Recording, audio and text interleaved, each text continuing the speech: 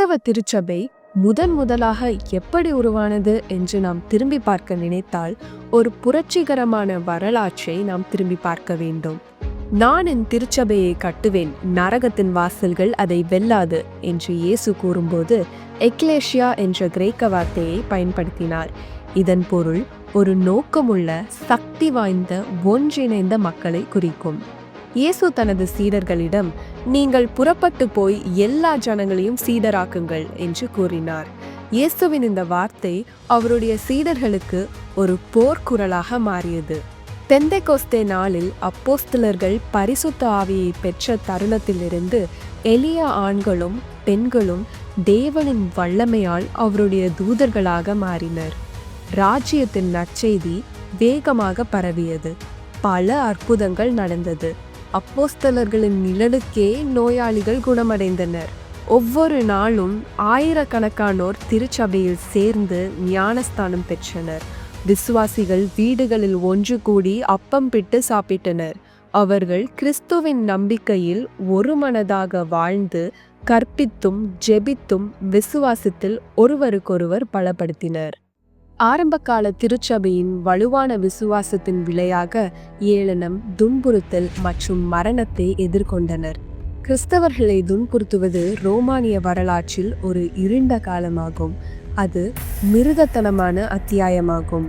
அதில் நீரோ மற்றும் டயோக்லேசியன் போன்ற பேரரசர்கள் அவர்களின் இரக்கமற்ற நடத்தையை எடுத்துக்காட்டும். நீரோ பேரரசர் இரக்கமற்ற துன்புறுத்தலை ஆரம்பித்தார். அவர் கிறிஸ்தவர்களை பொது இடங்களில் கொன்று அவர்களின் உடல்களை எரித்து அதை இரத பந்தயங்களுக்கு விலக்காக பயன்படுத்தினார். மேலும் கொலோசியத்தில் கிறிஸ்தவர்களை சிங்கங்களுக்கு இரையாக வீசும் கொடூரமான செயல்களையும் மேற்கொண்டார். கிபி 303 முதல் 311 வரை பேரரசர் டயோக்லேசியன் கிறிஸ்தவர்கள் மீது மிருகத்தனமான துன்புறுத்தலை தொடங்கினார். அவர் கிறிஸ்தவ போதகர்களையும் திருச்சபைகளையும் வேதங்களையும் குறிவைத்து பல அடக்குமுறைகளை கட்டளையாக பிறப்பித்தார். அது ரோம பேரரசில் உள்ள ஆயிரக்கணக்கான கிறிஸ்தவர்களின் மரணத்திற்கு வழிவகுத்தது. இதன் தாக்கம் ரோமின் எல்லைகளுக்கு அப்பால் சென்றது. கடுமையான துன்புறுத்தல்களுக்கு மத்தியிலும் இயேசுவின் மீதான விசுவாசத்தை கைவிட முடியாத அளவிற்கு வலுவாக்கியது எது? ஆரம்பகால திருச்சபை தேவனின் ராஜ்யத்தை பற்றியும் புதிய அரசர் இயேசுவை பற்றியும் பிரசங்கித்தது. மக்கள் அதை மிக விரைவாக ஏற்றுக்கொண்டனர். கிறிஸ்தவம் வேகமாக வளர்ந்து ஆட்சியாளர்களுக்கு நேரடி அச்சுறுத்தலாக மாறியது. கடுமையான அடக்குமுறை இருந்த போதிலும் திருச்சபை ஜெருசலேமுக்கு அப்பால் பரவியதால் தேவனின் நற்செய்தி புதிய நாடுகளையும் கலாச்சாரங்களையும் அடைந்தது. கிறிஸ்தவர்கள் ஏழை எளிய மக்களுக்கு உதவி செய்து, பசித்தவர்களுக்கு உணவளித்து, வெளியேற்றப்பட்டவர்களை கருணையுடன் வரவேற்றனர். நோய்கள் பரவிய போது அங்கிருந்த கிறிஸ்தவர்கள் நோயற்றவர்களை அரவணைத்து இறந்தவர்களை அடக்கம் செய்து நம்பிக்கையை பறைசாற்றினர்.